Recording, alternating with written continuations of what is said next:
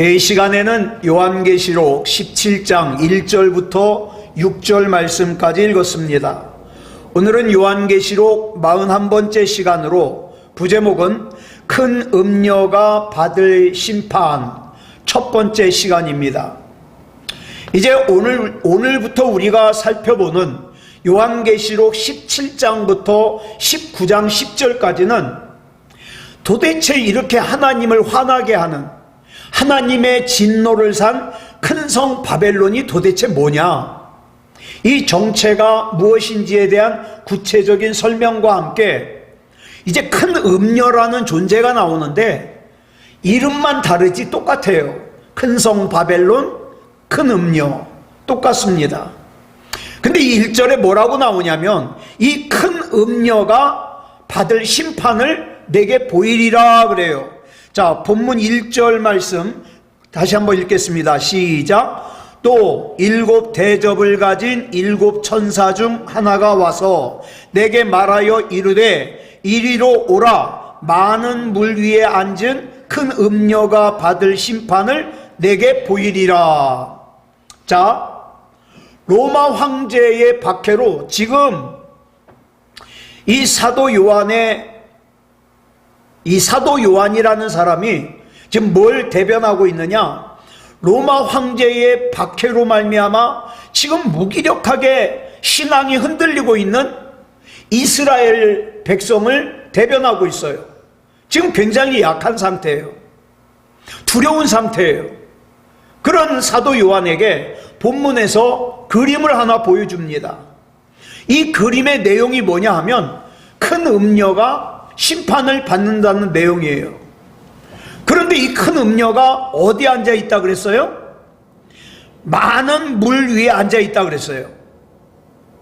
자, 그런데 사람들이요, 물 위라는 단어와 음녀라는 단어만 보고 여기 나오는 물 위에 앉은 음녀는 저 미국 맨해튼에 있는 자유의 여신상이다, 실제로 그렇게 말한 사람들이 있어요.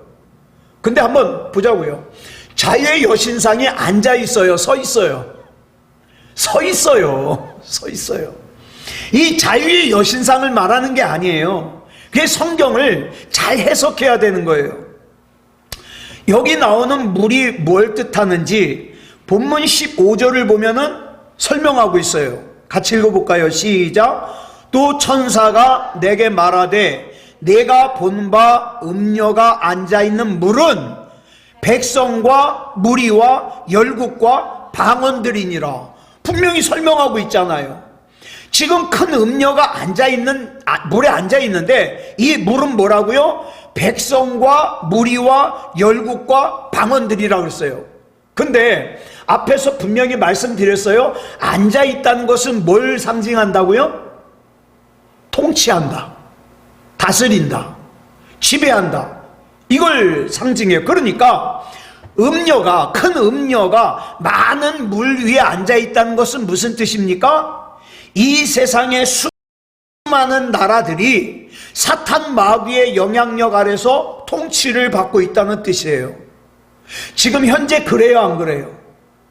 여러분, 세계 정세를 보세요. 예? 세계 정세를 보세요. 한 나라와 한 나라가 전쟁을 하는데 도와주는 것 같으면서도 그 이면에서는 뭡니까? 자기 이익을 챙겨요. 사람들이야 많이 죽어나가든 뭐하든 상관이 없어요. 예? 이게 뭐예요? 지금 이 세상이 큰 음녀의 통치를 받는 거죠. 자, 그럼 우리나라 안에서만 보자고요. 다른 사람들이 힘들든 힘들지 않든 상관없어요. 내 욕심만 채우면 돼요. 그러니까 지금 우리나라 국내 사정이나 아니면 세계 사정이나 다 뭐예요? 사탄 마귀의 영향력 아래서 통치를 받고 있다는 거예요. 그래서 여기 나오는 큰 음녀는 앞에서 살펴본 큰 성 바벨론과 같은 존재라고 할 수 있는데, 앞에서 말씀드렸어요. 큰 성 바벨론은 특정한 나라를 말하는 게 아니에요. 그럼 뭡니까? 시대마다 있어 왔던 하나님을 대적하는, 하나님을 믿는 사람들을 박해하고 괴롭혔던, 조롱했던 그 세력을 얘기해요. 그러니까 여러분, 지금 저와 여러분이 살고 있는 이 세상에 큰 음녀가 있을까요, 없을까요? 있습니다. 전 뉴스 보면서요, 막 보여요. 큰 음녀가. 큰 성 바벨론이 있을까요, 없을까요? 있습니다. 있습니다. 우리나라에서만도요, 예? 교회를 갖다가 다 없애야 된다고 발의한 국회의원들이 수십 명이에요. 이게 큰 음녀고 큰 성 바벨론이죠. 그렇다면 본문에서는 이걸 왜 큰 음녀라고 표현을 했을까? 구약에서는요, 하나님을 떠나서 우상을 섬기거나 세상을 사랑하는 사람을 가리켜 뭐라고 표현하느냐? 창녀 또는 음녀 또는 간음하는 자라고 불렀어요. 그래서 여러분, 호세아서에서 호세아 선지자의 배우자, 아내가 누구예요? 고멜이에요. 근데 이 고멜을 뭐라고 불러요? 음란한 여자라고 불러요. 자, 그러면 이 음란한 여자인 고멜은 뭘 상징할까요? 하나님의 백성이면서도 하나님을 떠나서 우상을 섬기는, 바알을 섬기는, 아세라를 섬기는 이스라엘 백성을 상징한다 그랬어요.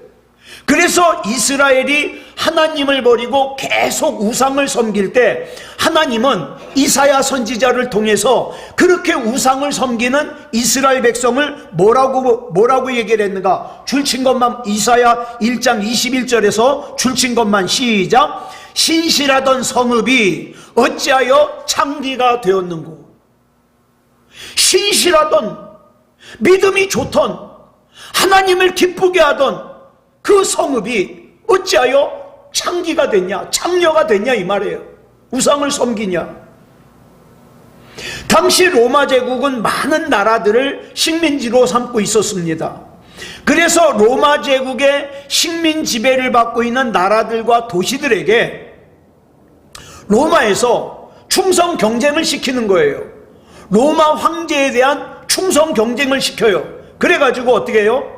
그 중에서 정말 열심히 로마에 충성하는 사람이 다스리는 도시나 이런 곳에다가 어떻게 해요? 로마 황제의 신상을 세울 수 있도록 권한을 줘요.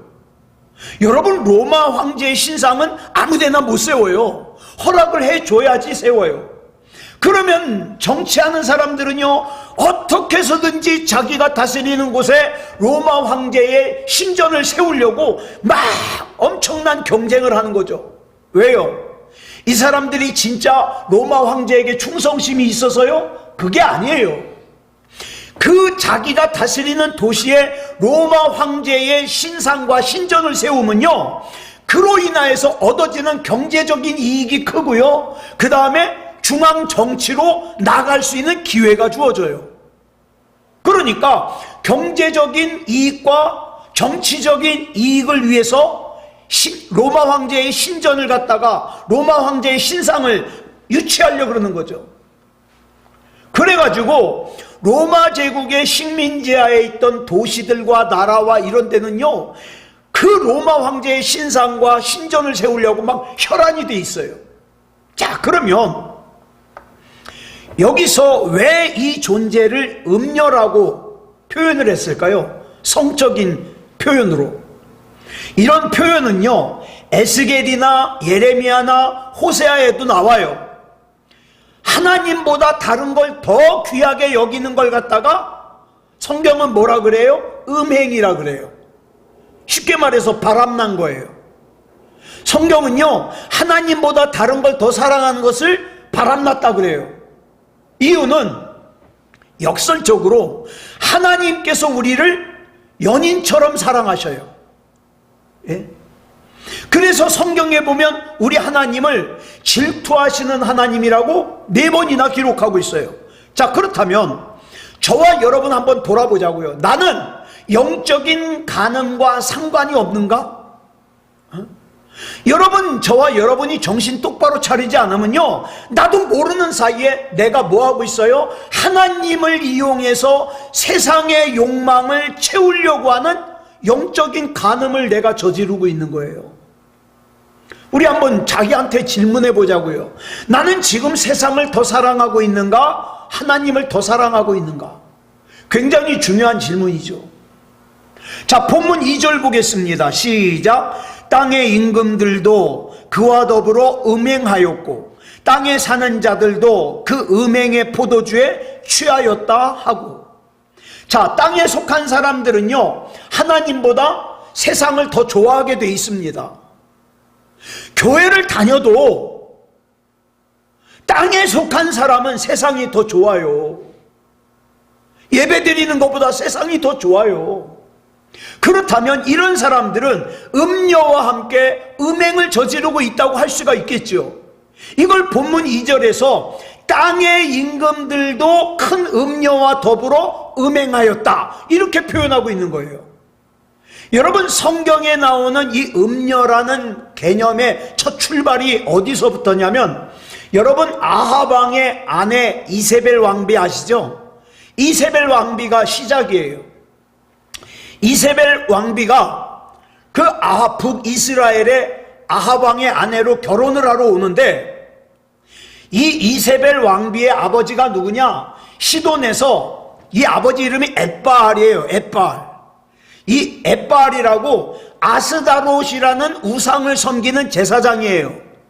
근데 이 제사장이 시돈 왕을 암살하고 자기가 시돈의 왕까지 돼버렸어요. 그러니까 왕이자 제사장인 거예요. 그 엣바알의 딸이 누구예요? 이세벨이에요. 근데 이 이세벨이 시집을 오면서 그 시돈에 있는 온갖 잡다한 우상을 다 가지고 왔어요. 그래가지고 북이스라엘 사람들로 하여금 우상을 섬기게 만든 여자가 누구예요? 이세벨이에요. 자, 그래서 여러분, 성경을 읽다가 충만하다 또는 뭐뭐에 취한다 같은 뜻이에요. 뭐냐? 둘 다 지배당한다는 뜻이에요. 충만하다도 지배당한다, 취한다도 지배당한다. 그런데 주로 좋은 의미를 얘기할 때는 충만하다 얘기하고 부정적인 의미 얘기할 때는 취한다 그래요. 그래서 성령으로 충만하다는 건 무슨 뜻입니까? 성령의 지배를 받는다는 뜻이에요. 근데 술 취한다는 무슨 뜻이에요? 술의 지배를 받는다는 뜻이에요.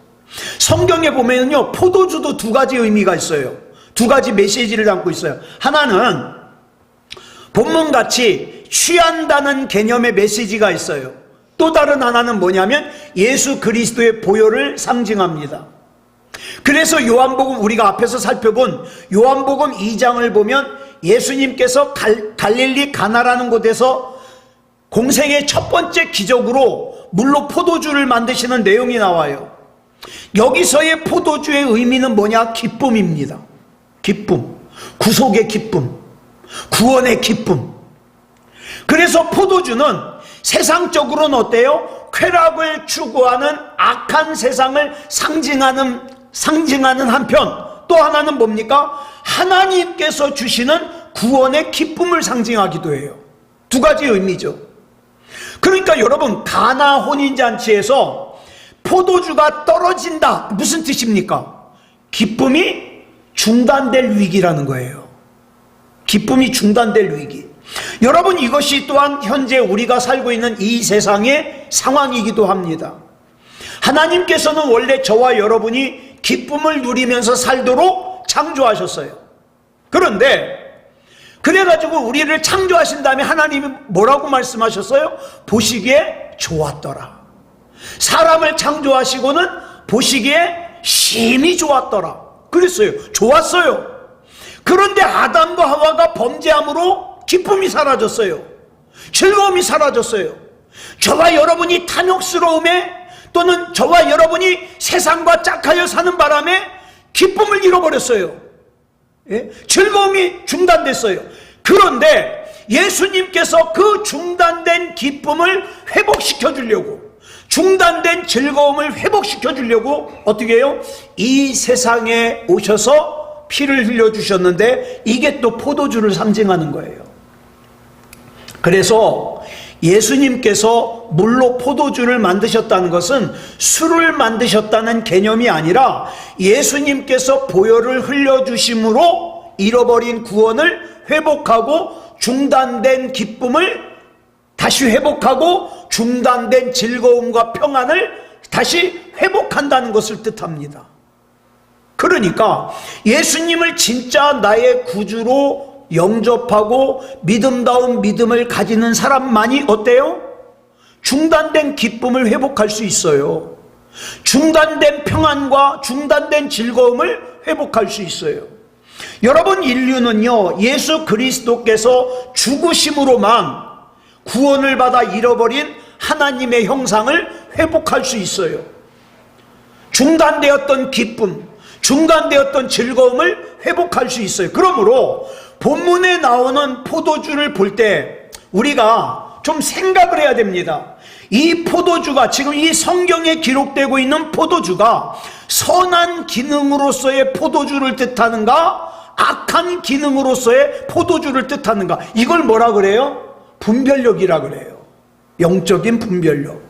저와 여러분이 살면서도 마찬가지예요. 내 앞에 뭔가가 있을 때 이게 나를 살리는 건가, 이게 나를 죽이는 건가, 이걸 아는 것도 영적인 분별력이에요. 그런데요, 지금 세상이요, 영적으로 마비돼 가지고 영적인 분별력을 잃어버렸어요. 대부분이. 그래가지고 선한 것과 악한 것을 분별하지 못해요. 막 정말 이런 표현이 맞을 것 같아요. 영적으로 미쳐 돌아가요, 세상이. 예. 그래서 우리가 예수 그리스도 안에서 이 영적인 분별력을 우리가 회복해야 됩니다. 회복해야 돼요. 자, 본문 3절 보겠습니다. 시작. 곧 성령으로 나를 데리고 광야로 가니라. 내가 보니 여자가 붉은빛 짐승을 탔는데 그 짐승의 몸에 하나님을 모독하는 이름들이 가득하고 7머리와 10뿔이 있으며, 여기 보니까 성령께서 요한을 데리고 광야로 가가지고 누굴 만나게 합니까? 짐승을 탄 음녀를 만나게 해요. 그런데 이 짐승의 몸에 뭐가 있다고요? 하나님을 모독하는 이름들이 있다고요. 여러분, 여기서 말하는 광야는 우리 인생을 말합니다. 여러분, 저와 여러분은 이 땅을 살면서요, 광야를 살면서 뭘 만나요? 음녀를 만나요. 많은 경우에 탐욕스러운 음녀, 음란한 음녀, 미움의 음녀 많이 만나요. 그런데 이 짐승의 몸에 뭐가 있습니까? 하나님을 모독하는 이름들이 가득했다 그래요.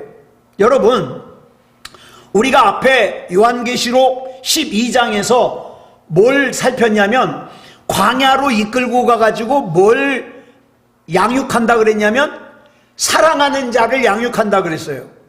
여러분, 저와 여러분이 구원 받았잖아요. 예수님을 구주로 영접하고 구원 받았는데 우리 하나님 나라 갈 때까지 우리가 양육받아야 될 것이 뭐냐? 사랑하는 자로서의 양육을 받아야 돼요. 사랑하는 자로서. 그런데 광야는요, 누가 지배하는 공간이에요? 주로 공중의 권세 잡은 사탄 마귀가 지배하는 공간이에요. 그러니까 이 광야를, 이 세상을 이 공중의 권세 잡은 자가 지배하는데 저와 여러분이 사랑하는 자가 되도록 양육받는 걸 그냥 두고 보겠어요? 방해하겠어요? 방해하죠. 바쁘게 하고 정신없이 하고 걱정하게 하고 근심하게 하고 도대체 사랑하는 자가 될 틈을 안 주는 거예요. 그래서 우리가 하나님을 사랑하는 것을 중단하게 되고, 부모님을 사랑하는 것을 중단하게 되고, 자녀들을 사랑하는 것을 중단하게 되고, 교우들을 사랑하는 것을 중단하게 되는 거예요. 한마디로 말해서 성령의 열매를 맺지 못하는 인생을 살게 만드는 거죠. 그러면서도 이게 얼마나 잘못된 것지를 못 깨달아요. 예. 우리는 지금 이 인생이라고 하는 광야를 살고 있어요. 그런데 이렇게 우리가 양육받는 것을 방해하는 음녀가 짐승을 타고 있는데 이 짐승이 붉은빛 짐승이라 그랬어요. 그리고 짐승의 몸에는 하나님을 모독하는 이름들이 가득하다. 이게 우리 앞에서 살펴봤던 거예요. 요한계시록 13장 1절 말씀과 비슷하죠? 같이 읽어볼까요? 시작. 내가 보니 바다에서 한 짐승이 나오는데 뿔이 열이요 머리가 7이라. 그 뿔에는 10왕관이 있고 그 머리들에는 신성모독하는 이름들이 있더라. 여러분, 여기서 음녀가 붉은빛 짐승을 탔다 그랬는데 이 붉다는 것은 뭘 뜻하냐? 예수님의 보혈을 뜻하기도 하지만 세상적으로는, 그러니까 안 좋은 쪽으로는 뭘 뜻하느냐? 세상의 힘, 세상의 영광, 세상의 부, 세상의 사치, 세상의 허용을 뜻해요. 여러분 보세요. 세상의 힘에 정신 팔려 있는 사람은 세상의 영광, 세상의 부, 세상의 사치, 세상의 허용, 세상의 쾌락에 정신 팔려 있는 사람은요, 하나님 무시합니다. 하나님을 정말 거룩하게 여기고 높여드리는 사람은 여기에 휩쓸리지 않죠. 그러니까 이 뜻이에요. 붉은빛 짐승을 탔는데 거기에 뭐가 있어요? 하나님을 모독하는 이름이 가득해요. 그럴 수밖에 없죠. 세상의 힘에 도취되는 걸. 온통 내 모든 관심이 세상의 영광에 있고 세상에서 부자 되는 거에 있고 세상의 사치에 있고 세상의 허용이 있으니까 그런 사람들은 어때요? 하나님 알기가 우스워요. 그래서 어떡합니까? 하나님을 모독하는 삶을 살아요.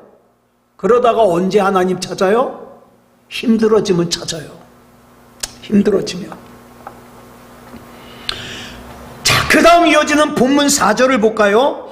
여기 4절을 보면 세상을 미혹하는 마귀가 어떻게 세상을 미혹하는지를 설명하고 있어요. 시작. 그 여자는 자줏빛과 붉은빛 옷을 입고 금과 보석과 진주로 꾸미고 손에 금잔을 가졌는데 가증한 물건과 그의 음행에 더러운 것들이 가득하더라.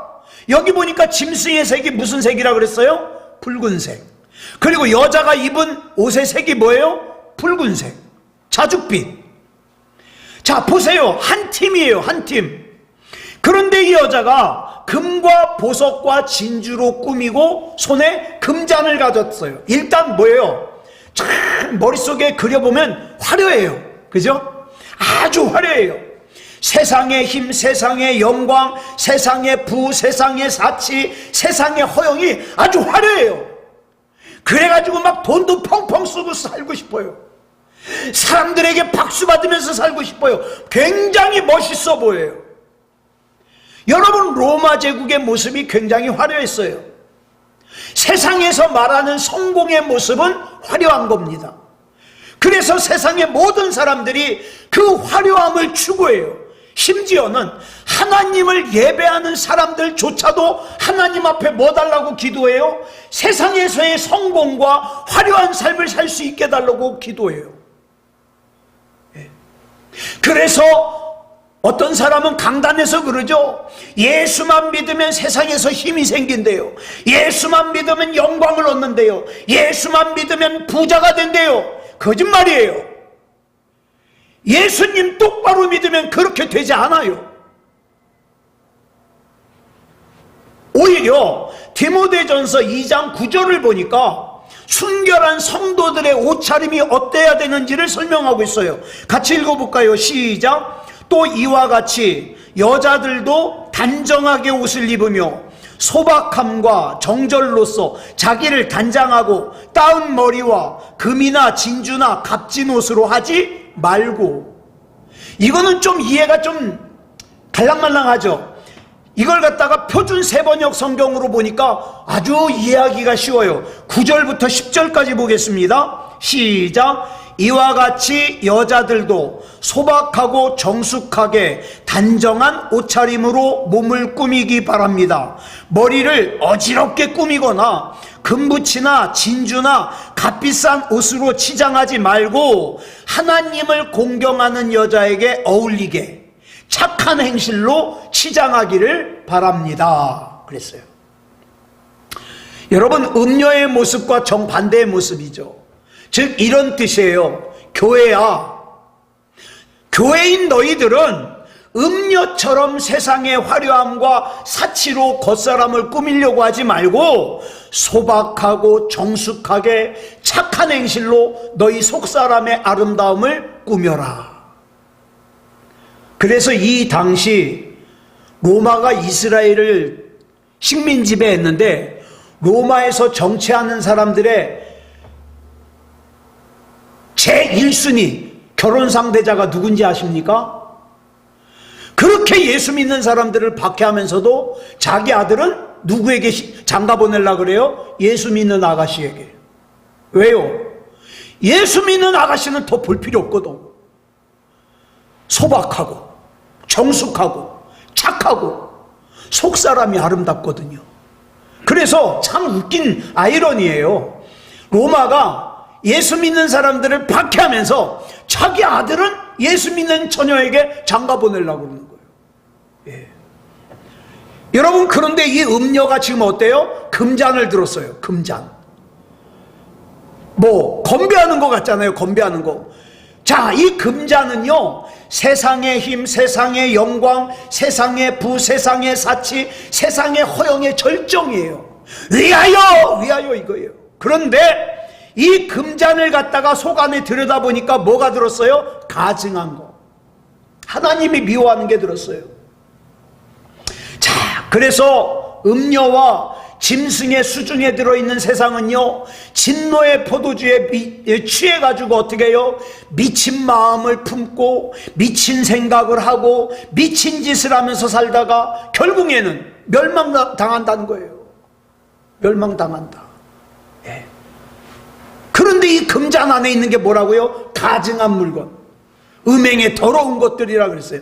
그러니까 앞에서 말한 이 음녀가 유혹하는 화려함과 성공의 내용을 들여다보니까 하나님이 없는 성공은, 하나님이 없는 화려함은 음행과 더러움으로 가득하더라. 가득하더라.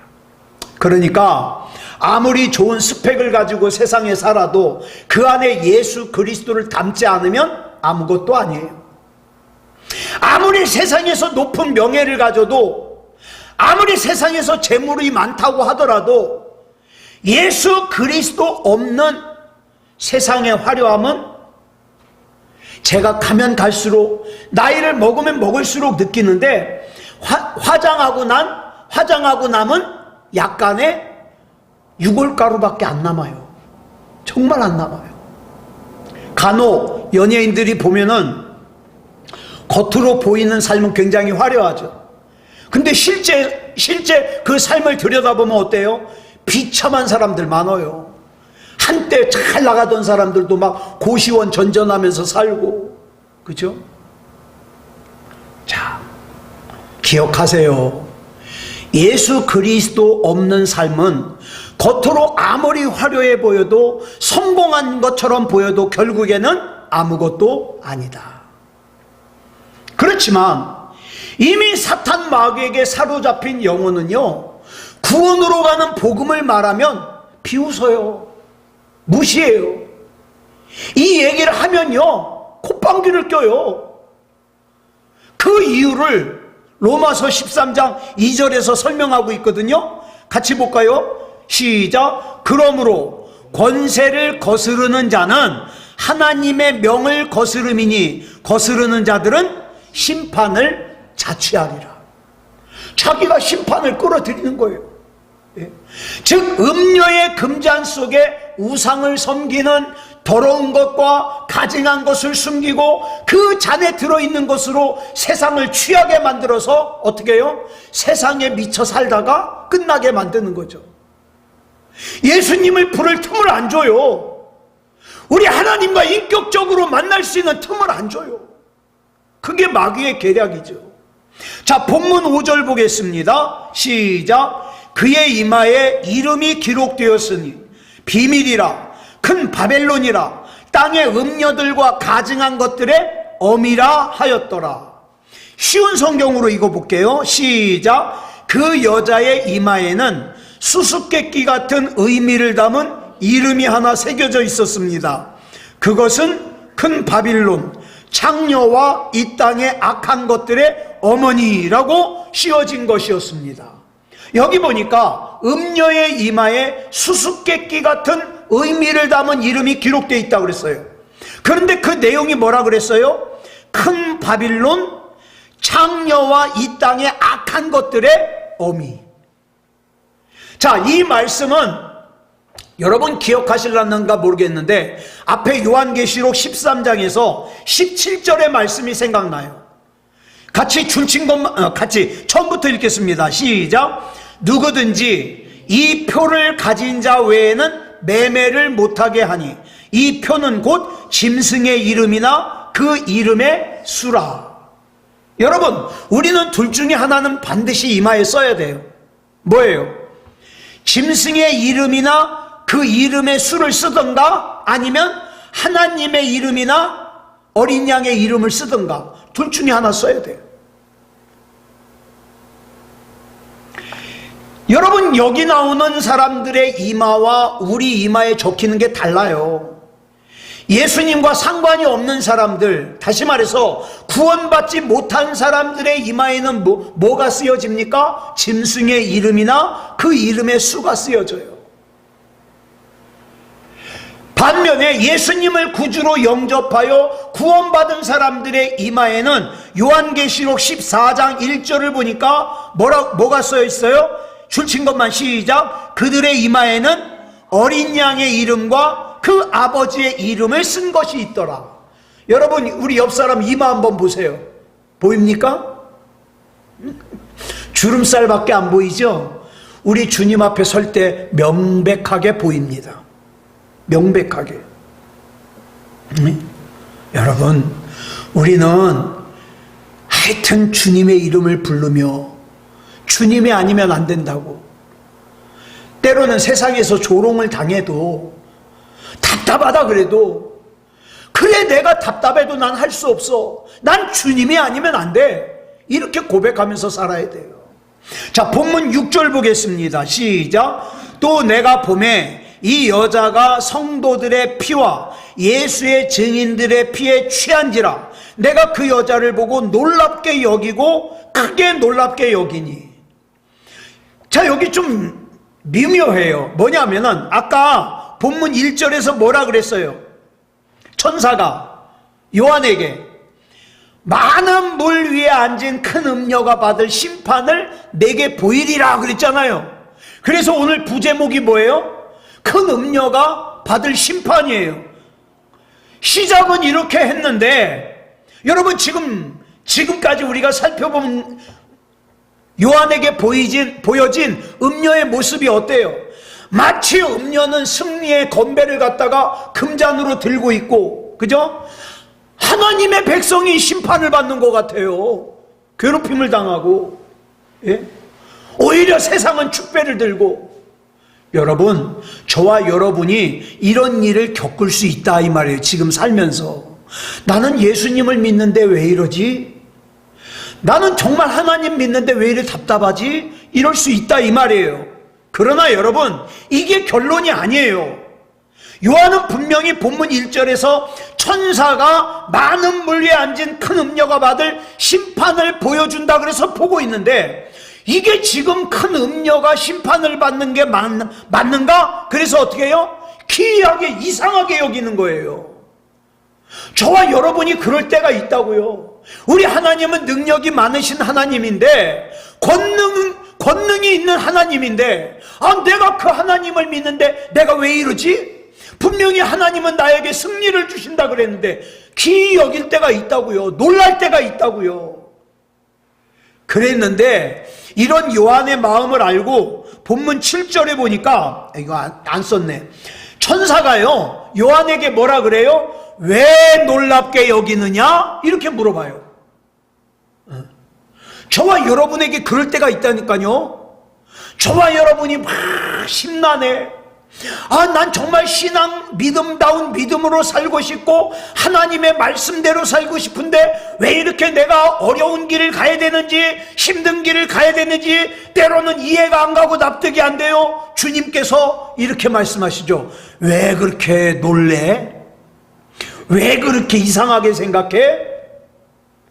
자, 그렇다면 큰 음녀에 대한 하나님의 심판이 어떻게 진행되는가? 그거는 이제 다음 주에 본격적으로. 제가 이걸 보면서, 이 요한계시록을 보면서 뭘 생각했냐? 여러분, 드라마, 제가 요새 푹 빠진 드라마가 있어요. 그 뭐죠? 보물섬 보십니까? 보물섬이라는 드라마에 푹 빠졌는데, 이게 뭐냐면은 어쩔 때 보면은 그 좋은 역할 하는 사람이 당해요. 막 함정에 빠지고 당하고 고문당하고. 그런데 믿어요. 뭘 믿어요? 이건 반드시 끝에 반전이 있어. 악한 사람들은 다 잡혀 들어갈 거야. 알아요. 근데 어떤 과정을 통해서 그렇게 될지 그게 궁금한 거예요. 여러분, 우리 결론도 마찬가지예요. 그런데 저와 여러분을 힘들게 하는 악한 마귀가 어떤 과정을 통해서 결박될지, 어떤 과정을 통해서 하나님 앞에 심판받을지 그게 궁금한 거예요. 그래서 우리 이제 다음 시간에 계속 이어서 살펴보도록 하겠습니다. 기도하겠습니다. 사랑의 아버지 하나님, 감사합니다. 하나님의 은혜 가운데 인도하여 주셔서 요한계시록 17장을 나누었습니다. 하나님, 우리는 분명히 하나님을 믿습니다. 하나님께서 우리에게 승리 주실 걸 믿습니다. 그런데 우리가 살다가 이해할 수 없는 일들을 만나면 마치 세례 요한이 감옥에 갇혀서 예수님께 제자를 보내 우리가 기다리는 메시아가 당신이 맞습니까? 아니면 다른 메시아를 기다려야 됩니까? 라고 물었던 것처럼, 하나님, 내가 믿는 이 신앙이 지금 맞습니까? 하나님이 전능하신 하나님이면 내가 이렇게 힘들 이유가 없잖아요 라고 하나님 앞에 기도할 때도 있습니다. 그러나 하나님께서 반드시 우리에게 승리 주실 줄 믿습니다. 그 과정이 어떻게 전개될지 기대합니다. 우리 하나님 붙잡아 주셔서 낙오되지 않게 하시고, 좌절하지 않게 하시고, 절망하지 않게 하시고, 우리 주 예수 그리스도 이름으로 승리할 수 있도록 인도하여 주시옵소서. 모든 것을 우리 주님 앞에 맡겨드리오며 그리스도 예수님의 이름으로 간절히 기도드려 싸움나이다. 아멘.